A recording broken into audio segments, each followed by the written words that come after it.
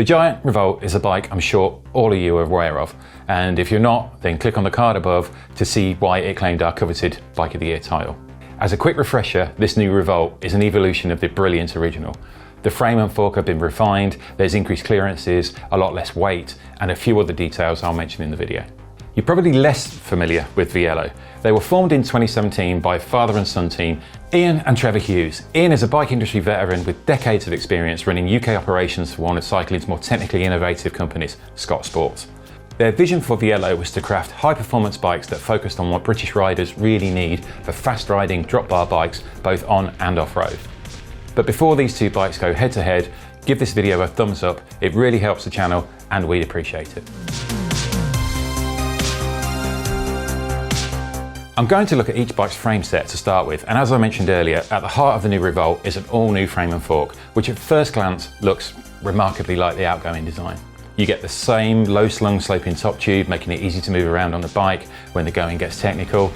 You don't need to squint to see that Giant's signature road range design cues have made their way onto the Revolt. The triangulated head tube to top tube and down tube junction recalls the TCX cross bike with a bit of TCR thrown in too, while at the back, the ovalized seat tube with its aero-style cutaway looks very much like the Defy, as do the drop seat stays.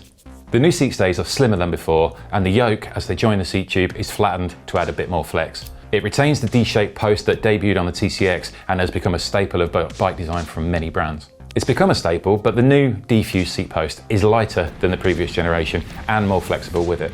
The other change is that the seat post fitment is now around 30.9mm diameter with a wedge to take the D-shaped post, so the Revolt can now accommodate a dropper post should you want to change it. Up front, the new fork is lighter and provides clearance for up to a massive 53mm tyre, and at the rear there's a clever flip chip rear dropout, so you can extend the wheelbase to accommodate a 53mm tyre here too.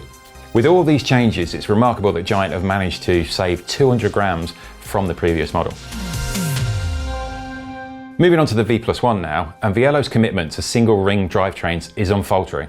Their reasoning is that most frame designs have to have a compromise to work with both 1 and 2x systems. The V+1 is designed solely for 1x. That means a perfectly symmetrical rear end, no dog-leg drop stays or asymmetry in the rear triangle. Vielo claim that this means that they can optimise the bottom bracket shape along with the seat tube transition, chainstay and down tube. The result is that the Vielo's bottom bracket shell has 30% more lateral stiffness compared to a 2x design. With the increased bottom bracket stiffness, Vielo has been able to design the seat stays and the chain stays to increase compliance. The seat stays, for instance, noticeably flattened throughout their wide stance from the seat tube to the rear dropouts. The combination of the stays and the reshaped seat tube provide the bike's compliance rather than using drop seat stays. Tyre clearances are impressive too, with up to 50mm front and rear whether you run 700C or 650B wheel sizes. As standard, the V+1 comes equipped with 45C WTB gravel tyres. I think a word or two on the frameset's finishing is in order. Aside from the beautiful soft matte finish and imprinted graphics, there's no cheap stickers here. The frame and fork details are pure superbike stuff. The polished stainless steel inserts on the rear dropouts and the fork provide scratch protection when dropping wheels in and out. The through axles are also beautifully machined and have smart quick releases. Vielo has spared no expense in making the bike look just right. Due to their in-house component brands, Giant are in the perfect position of being able to get bike build specs just right. The Revolt hits the mark completely with the superb 2xGRX Di2 group set, which provides stunning brake performance and spot-on ergonomics. The vibration damping D-shaped carbon seat post and carbon defused handlebar are also highlights, which I'll talk more about later. The icing on the cake is the new gravel-specific wheel set, which weighs just 1,398 grams a pair, which is what you'd expect for a pair of really good quality road wheels. This is impressive given they're wide enough for gravel tyres and tough enough to take all the knocks that come with riding off-road. The Revolt package is pretty much as good as you could expect at this price, particularly in the context of 2022 price rises. Moving on to the V+1 now, and each model in Vielo's range has a base specification, which you can tweak and change to your needs. My rival Explore Axis-equipped V+1 Strato has a base price of £4,999. The model I tested came with upgraded wheels and the slick-looking all-carbon Vielo one-piece bar and stem, which, along with force levers and brakes, bumps up the bike's RRP to £5,299. The drivetrain combines the carbon-infused shifters from SRAM's second-tier Force Axis with its matching brakes. There's a long cage Explore Rival Access rear mech, driven by a nicely finished Vielo alloy chainset and CNC machined narrow wide tooth profiled 44 ring. This all works flawlessly. The gear range provided by the 1x44 tooth chainring and 1044 rear cassette is fast becoming a favourite option of mine.